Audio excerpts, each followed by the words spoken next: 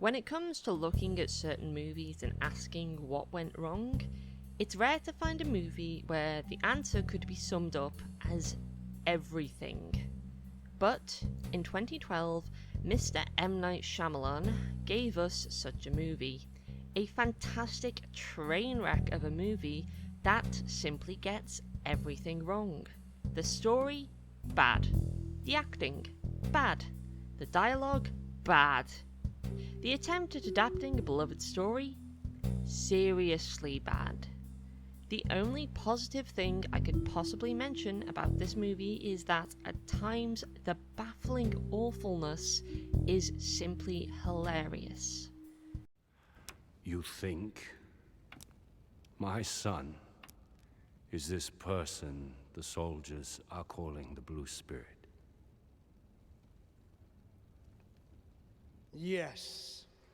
When it comes to analysing bad movies, watching The Last Airbender is like striking gold. This is almost the perfect example of how not to make an adaptation, and it gives me so much to analyse that I'm gonna have to condense down a lot of what I say here. Nonetheless, it's time to talk about it. What went wrong with The Last Airbender? This movie caused a fair bit of controversy before it was released. First, people were split on whether giving the director spot to M. Night Shyamalan of all people was such a good idea. While folks against it argued his last bunch of movies, particularly The Happening, had been pretty bad, the folks in favour argued that Shyamalan had claimed to be a fan of the show, thus could possibly understand how an adaptation could work. The folks in the latter category were wrong. And then came the casting issues. Many people weren't too thrilled to see a show heavily inspired by Asian culture suddenly had a bunch of white people playing the darker-skinned Inuit-inspired heroes, while the pale-skinned Japanese-inspired villains were being played by Indian and Middle Eastern actors. Some argued that this was Hollywood casting showing its racism by making the heroes all white and the villains all brown, because big Hollywood executives are convinced that no white person would ever want to see a movie not starring a white person, while others argued that the casting was fine so long as the actors had been cast based on their acting talent alone. Once again, the people in the latter category were wrong, because oh wow, these kids cannot act at all. My name is Ang, and I'm the Avatar. In spite of the controversy, when the film was finally released, it caused little controversy whatsoever, because controversy implies arguments and debates and split opinions, but no one was debating on the quality of this movie. If anything, it united people. Everyone who'd argued about the choice of cast or director were now all in agreement that the film was an absolute pile of garbage regardless. So, how did things turn out so bad? Well, The Last Airbender was, of course, based on beloved children's TV show Avatar: The Last Airbender. That heavily anime-inspired show took place in a world where people could control the 4 elements through a method called bending, and all live in nations dedicated to each element. But of course, everything changed when the Fire Nation attacked. And then, 100 years later, 2 members of the Water Tribe, named Katara and Sokka, must help the newly discovered Avatar, a boy called Aang, who can control all the elements, to master the arts of bending and save the world while being pursued by the firebending Prince Zuko. The show was widely praised for being one of the first Western kids cartoons to focus on a wide story arc with some pretty serious themes and quality writing and character development. And so living up to its reputation was always going to be difficult. To say the movie failed would be quite the understatement. As I've said, Avatar: The Last Airbender very much followed a continuous story arc, meaning every episode was basically one chapter of a long story. The movie simply focuses on season 1, but even so, by trying to cram so much information into one movie, and not really doing a very good job of it, it just completely wrecks the pacing and the entertainment value. So much of this movie is dedicated to exposition. The characters who, in the show, were fun, three-dimensional characters who we all grew to know and love, are now basically just voices to explain the plot. Of course, not every episode is featured in the movie. Obviously, in order to make a suitable running time, episodes that don't much affect the plot that much have been removed. Well, except there is one episode that could have been considered filler and really should have been cut that somehow made it in. The episode is called Imprisoned, and we have to talk about this. The original episode was not bad, it was pretty fun and clever. But, oh wow, it was the one worst hit by the adaptation.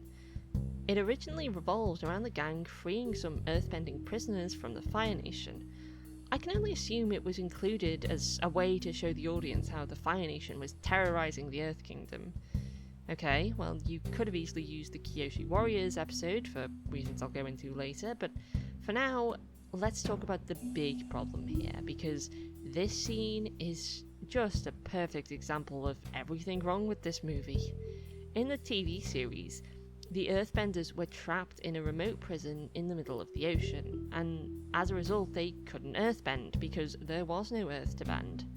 In the movie, they're trapped in a canyon full of Earth. Oh, and unlike in the series, firebenders can't simply generate fire from their hands anymore. No, they can only bend pre-existing flames.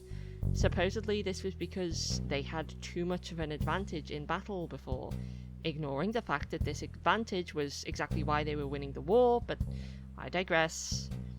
Aang, or as he's known here, Ong, walks up to the Earthbenders, gives a boring speech that just tells them to earthbend in order to escape. Right, this is the point where the willing suspension of disbelief just falls flat. This does not make sense. The Earthbenders could quite easily wipe the floor with the nerfed Firebenders, but they don't until Aang just tells them to. This is exactly why nerfing the Firebenders was a terrible idea. Instead of showing the oppression the Fire Nation has caused by having such an advantage in battle and being able to always bend instead of just relying on the surroundings, we are instead learning that the Fire Nation is useless and the Earth Kingdom were idiots for ever thinking they couldn't just wipe the floor with them. But then comes the fight scene. Oh my, the fight scene. For starters, despite all the guards surrounding the Avatar, the one person in the world who supposedly has the power to take on the Fire Nation, they don't choose to attack him while completely outnumbering him. And then Katara, who was in the show a talented waterbender and excellent fighter, resorts to shoving one of the guards. Then another guard suddenly remembers he can firebend, but he decides to do it in the most slow and uninspired way possible. And then that moment, possibly the most famous in the entire movie. A coordinated group of earthbenders do what looks like some kind of a setup for some big victorious finish, and they make a small rock slowly float towards the firebenders. Part of the appeal of the cartoon was just how fun the elemental battles were and how creative each bender got with their skills and strategies. The bending in this movie is just so incredibly slow and lumbering by comparison, and often we get these over-the-top and overblown movements that merely result in a small rock floating through the air. Just disappointing action with mediocre CGI. So, if the story is bad, and the action is bad, what about the characters? I'd say about the closest a character in this film gets to being kind of good is Prince Zuko. Despite looking nothing like his animated counterpart, his personality at the very least kind of matches. And I will say, I think Dev Patel was actually trying. As for the rest, well, these just aren't the characters from the show at all. I guess that's the real reason their names are all mispronounced, because they're not actually the same people. Aang has gone from a happy, naive, fun-loving kid who still adheres to the noble teachings of the Airbenders to a mopey, boring kid who spends most of the movie miserable. Katara goes from being a kind, caring figure always determined to save the innocent to someone who explains the plot. Sokka goes from the comic relief who's smarter than he looks and often comes up with the big plans to a man who just stands there. Uncle Iroh goes from being a wise but kooky old man who acts as a mentor figure and surrogate father to Prince Zuko and also the token honourable member of the Fire Nation to, I guess, just being the token honourable member of the Fire Nation. Then there's Zhao, who goes from the wannabe big bad of the first season to a guy who also delivers exposition but does so in the most jerkish way possible, for no apparent reason. Oh, Iroh, hi, do you remember that time you failed to conquer Ba Sing Se and your son died? Yeah, just thought I'd bring that up for no reason. But believe it or not, I think the worst hit was Fire Lord Ozai of all people. In the show, despite being the main villain of the series, Ozai didn't properly appear on screen until season 3, and otherwise was always shown in the shadows or backgrounds, building an aura of intimidation and mystery around him. Then in the movie, he's just casually wandering around, being told the plot, not looking in the least bit dark or intimidating. He's gone from being the dreaded big bad leader of the Fire Nation to just some guy. And I just want to clarify, this movie isn't just bad to those who've seen and loved the cartoon. Believe it or not, the first time I saw this film, I actually hadn't watched the cartoon. And I still thought it was absolute garbage. A film that wastes so much time on exposition and doesn't bother to develop the characters, all the while giving slow, poorly paced and shot fight scenes, is bad even if you aren't aware of the much better source material. And the dialogue. Good lord, the dialogue. I'm sorry, but who in their right mind would ever think the words, "We need to show the Fire Nation that we believe in our beliefs as much as they believe in theirs," could possibly sound like routing encouragement and not an actor forgetting their lines and blurting out whatever came to mind first. So, if that's what went wrong, how would I put it right? Well, to answer that, first I have to ask, what is the purpose of adapting an animated series into a live-action movie?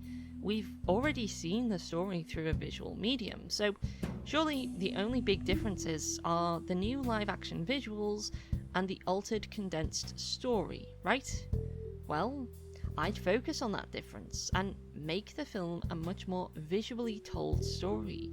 None of this constant, endless, boring exposition, just tell it through what we're seeing on screen. Many talented writers and directors have proven that telling a story through visuals rather than just dialogue and exposition is possible, and I believe it could be done here.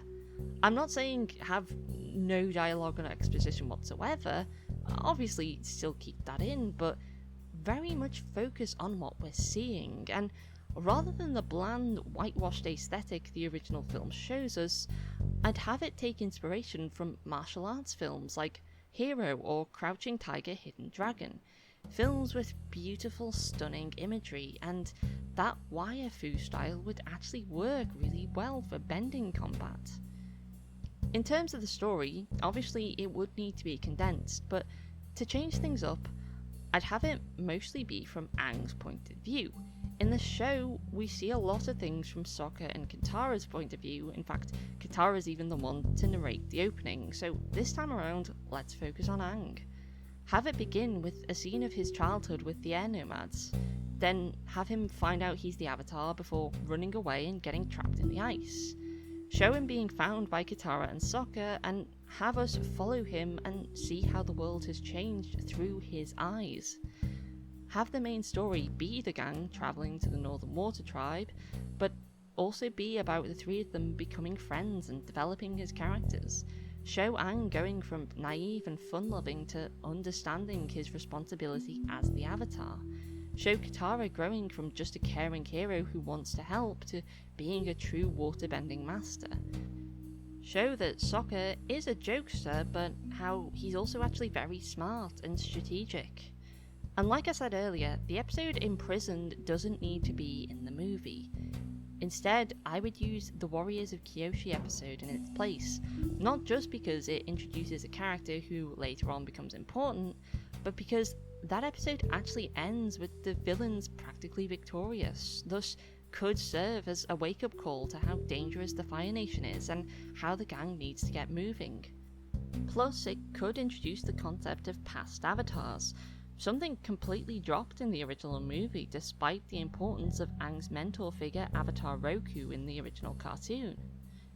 Rewriting this film honestly isn't that hard, given it already has a great version of the story laid out in front of us. And yeah, some parts of that story can be cut, but some should also be kept in. Not to spoil too much about either, but the original climax of the show had Aang defending the Water Tribe in a pretty creative and visually impressive way that could have looked amazing on the big screen. And in the movie, they decide to change it to the simplest, blandest method you could possibly think of. To be honest, there are a lot of ways you could adapt the show into a movie, and from what I've heard, a new live-action adaptation is actually being developed by Netflix. And I don't know too much about it, but it really wouldn't be hard to be better than the Shyamalan version. Is there a lesson to be learned from The Last Airbender? Well, if you're an aspiring writer, then this movie is almost a perfect example of what not to do when writing a story, especially an adaptation. But aside from that, there's one message that I hope people do take to heart, which is that one person's bad interpretation should not ruin a genuinely brilliant story. Despite being a fan of the cartoon, I don't actually hate this movie for what it did. Its existence does not negate the quality of the cartoon. Like I said, very few people will ever defend this movie, and plenty have forgotten it already. The fact that there's a brand new version coming out suggests that this movie will probably just be cast aside and ignored permanently from now on. But again, if you're studying writing or want to be a writer yourself, I'd highly recommend you check it out. Sometimes learning how to write by studying the best can be overwhelming, so why not check out the absolute worst to see precisely what not to do? In conclusion, The Last Airbender is a fascinatingly bad movie. The acting is terrible, the dialogue is terrible, the script is terrible, and no, not even the effects are decent. And that, my friends, is exactly what went wrong.